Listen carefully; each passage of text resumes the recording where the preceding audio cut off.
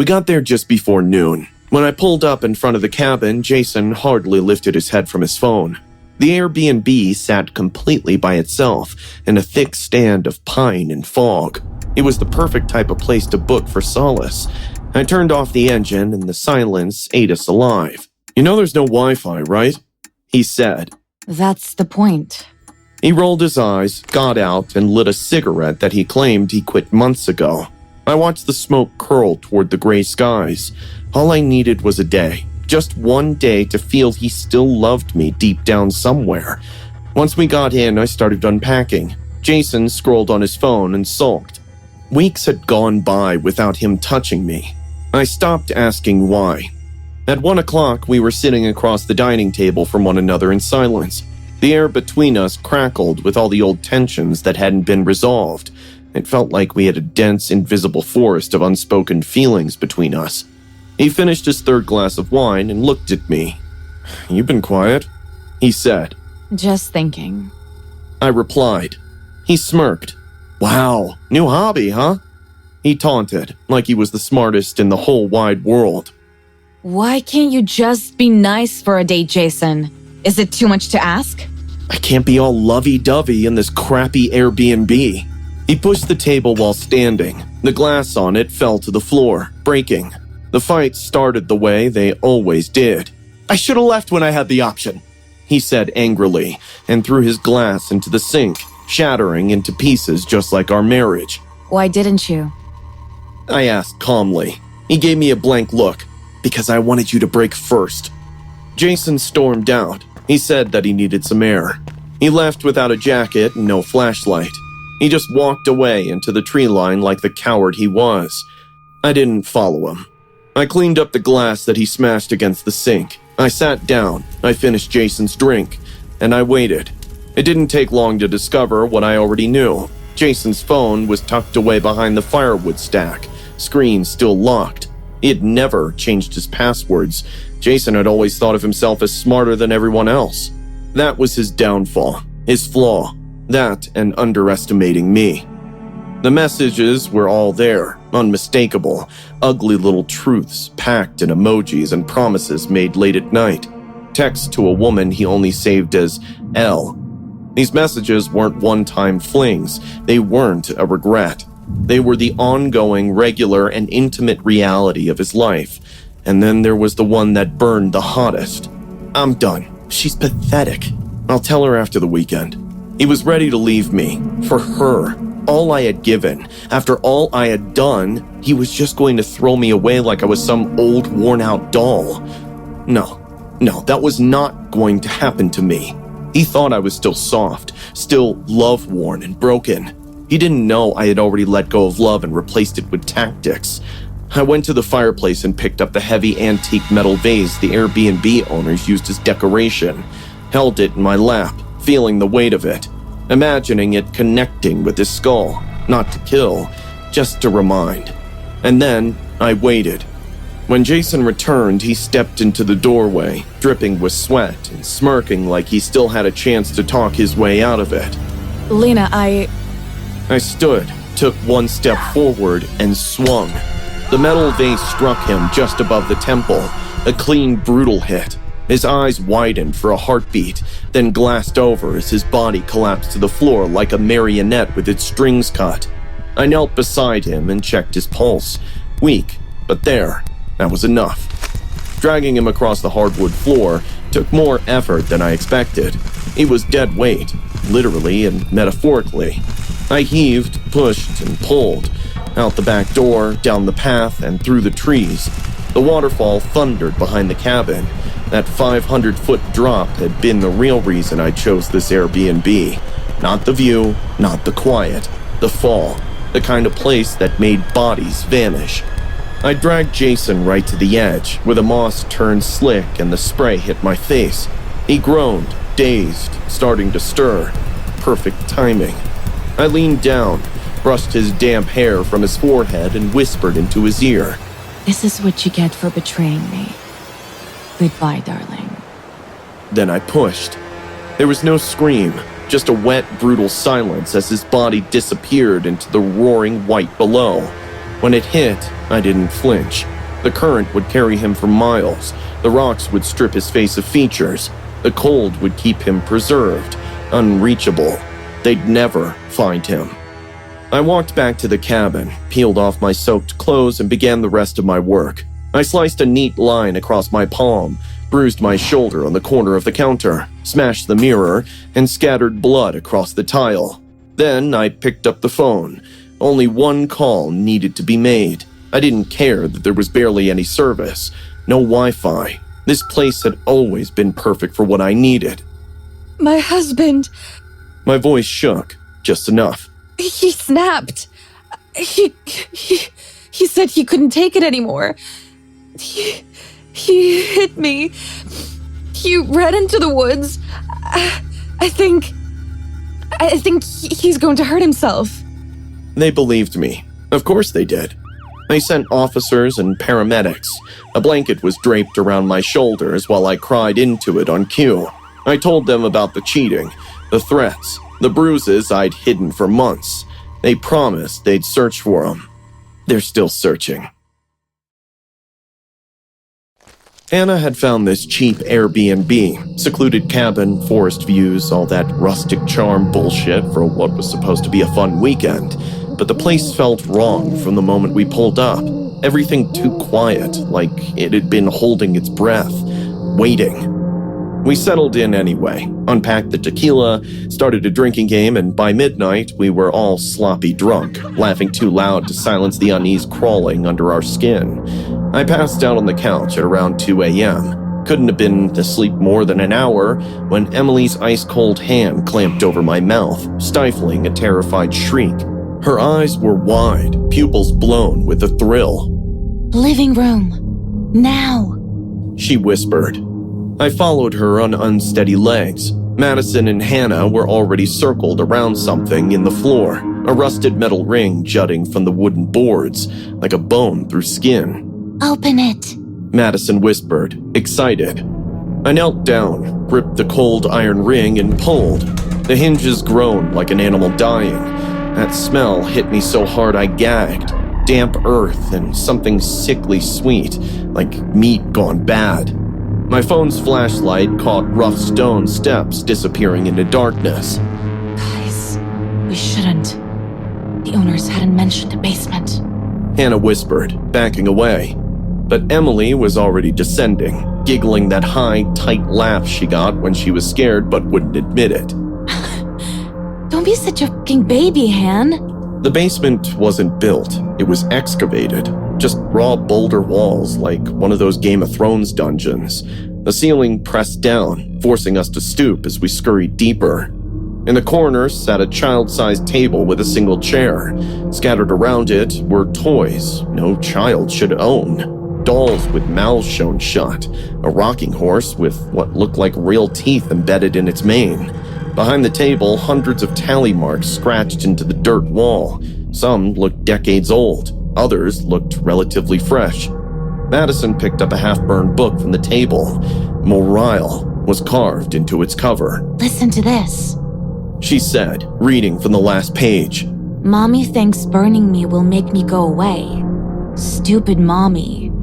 Fire just makes me angry. I'll wear someone new every night. Guys, I think someone did rituals down here. Emily pointed at a circle of blackened candles in the corner. Madison's eyes lit up. We should do a seance. Are you freaking kidding me? My voice cracked. Come on, Tyler. Don't you want to meet little Muriel? Emily teased.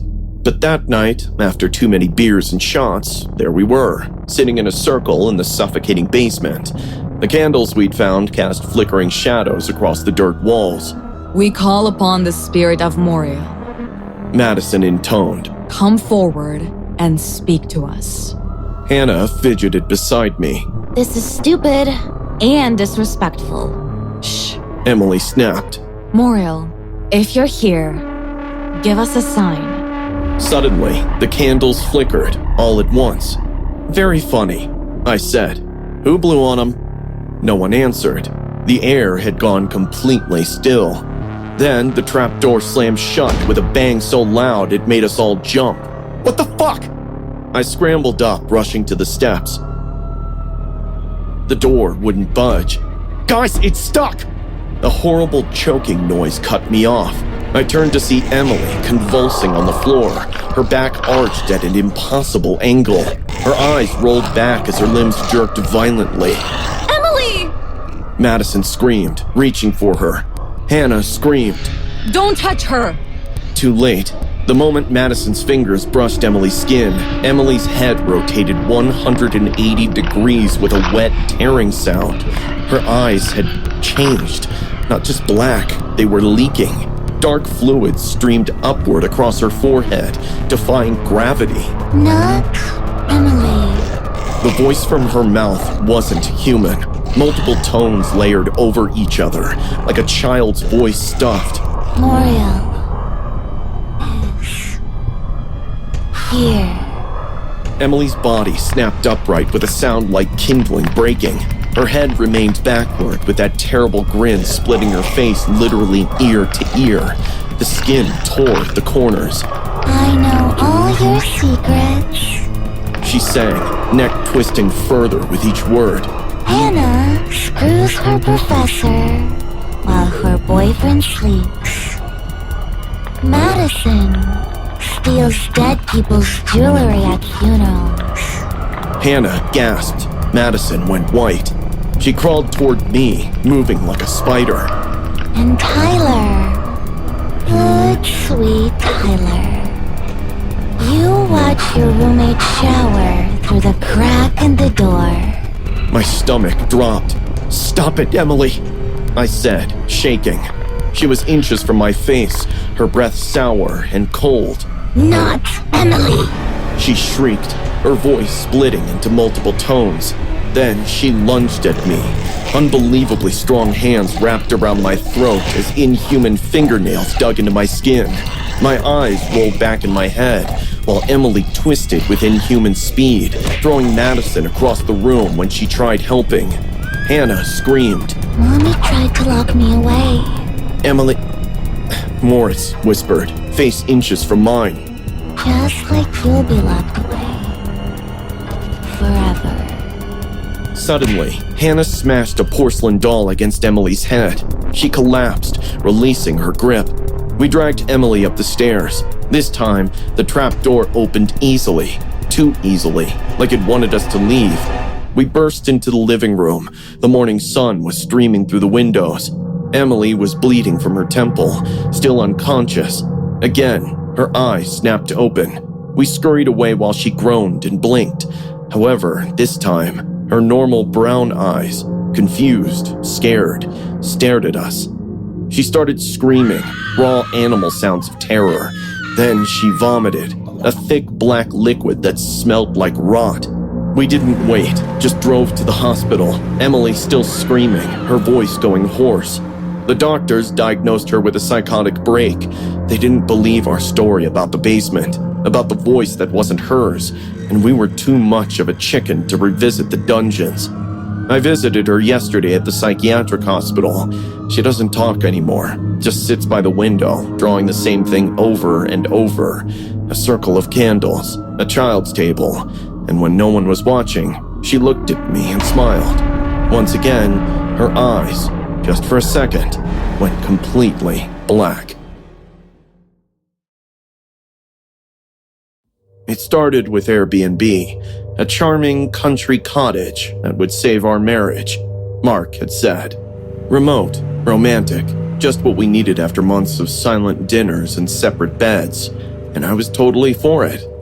The smell hit me first as soon as we arrived, musty and sweet, like rotting flowers. The old caretaker woman who let us in didn't return my smile. Do not disturb what isn't yours, she instructed, pressing the key into my palm with ice-cold fingers. Her nails dug into my skin as she emphasized. Some things in this house like being alone. I followed her eyes into the bedroom. That's when I saw it. The cradle. Small and ancient, its dark wood polished by decades of touch. It sat in the corner like a spider waiting to strike, so out of place it'd send creepy chills down my spine. Weird decoration. Mark muttered, dropping our bags. I nodded, mouth dry. Something about it seemed hungry. That night, I woke to Mark's breathing beside me, heavy and slow. Something else was breathing too, raspy, wet, coming from the corner. Creak. My body went rigid. Creak, creak. The moonlight slicing through the curtains illuminated the cradle, rocking gently, empty, but moving. My rational mind grasped for explanations. Uneven floorboards, air currents, too much wine. Creak. It rocked faster now, the motion too deliberate, too rhythmic. I opened my mouth to scream, but couldn't. I stared, horrified as it swayed, then abruptly stopped, as if whatever was rocking it had noticed me watching and hated it. At breakfast, Mark told me I'd been mumbling in my sleep all morning. What was I saying? Dunno, something like, it's empty, but it's not. While Mark hiked that afternoon, I walked near the cradle. I dreaded how it pulled me, compelled me to touch. I was running my fingers along the wood when I felt them, fresh scratches, gouged deep into the oak, like something had clawed its way out. I pressed my finger to one. It was sticky, warm. That night, Mark built a fire. We drank wine and talked about trying again. For the unborn we'd lost last year when a high-pitched cry shattered the moment. Unmistakable, impossible, coming from the bedroom. Mark's face drained of color. You heard that too? As we crept toward the sound, the crying grew more desperate. Wet, gurgling gasps between wails, like a baby drowning in its own tears. The bedroom door swung open on its own. Inside, the cradle was empty, but the crying continued, filling the room like poisonous gas. Then everything went eerily quiet for a few seconds before laughter started echoing, soft at first, then building until it screamed the morphed words. Mommy! Daddy! Play with me! Every light in the house went out simultaneously. In the pitch blackness, I felt something brush against my leg. Small, cold fingers, grasping. Mark's scream was primal. We fumbled through the darkness, crashing into furniture, desperate to escape, but the front door wouldn't open, and every window was nearly sealed. The back door! Mark hissed, pulling me through the kitchen. Behind us, something dragged across the floor. Slow, deliberate, a scraping sound like tiny nails on hardwood. Mommy. The whisper made my breath hitch. Please don't leave me alone again. I'm scared. Take me with you. Mark slammed his body against the back door. Once, twice. On the third try, the wood cracked. Again! I screamed, joining him. My eyes kept flickering back to the shadows in the dark. The scraping was closer now. Hurry! It's near! I cried, shivering at the cold sensation that had kissed the whole of my body. I'm freezing. It whispered directly into my ear. Mark rammed the door again. This time it splintered open. We burst into the night, the frigid air burning my lungs, and ran blindly through the darkness, not caring about the branches whipping our faces. Behind us, the house seemed to pulse with sickly yellow light. Mark yanked open the car door, fumbling with the keys. The engine sputtered once, twice. I looked back at the house. In the upstairs window, our bedroom, stood a small figure. Even from this distance, I could see its unnatural smile splitting its face nearly in half. It pressed its tiny hands against the glass and mouthed something. I'll find you. The engine roared to life. Mark floored it, tires spitting gravel as we tore down the driveway. Neither of us spoke for miles. What was there to say? A week later, I couldn't stop thinking about the house, about the cradle, about what the voice had said. I raked the internet until I found the details. A small newspaper article from 30 years ago cited the cottage's owner had left her baby in that house, days alone in the cradle. By the time anyone checked, he was dead, starved and cold. They never found the mother, but her diary was retrieved, which told in great length how her illegitimate pregnancy ruined her life. It was the last entry that nearly chilled my blood. He won't be alone. I'll always send him someone to play with, until I come find him again. I wept the whole day and showed it to Mark when he returned from work. He said he felt sorry, but we better put everything behind. But can you ever really put behind something like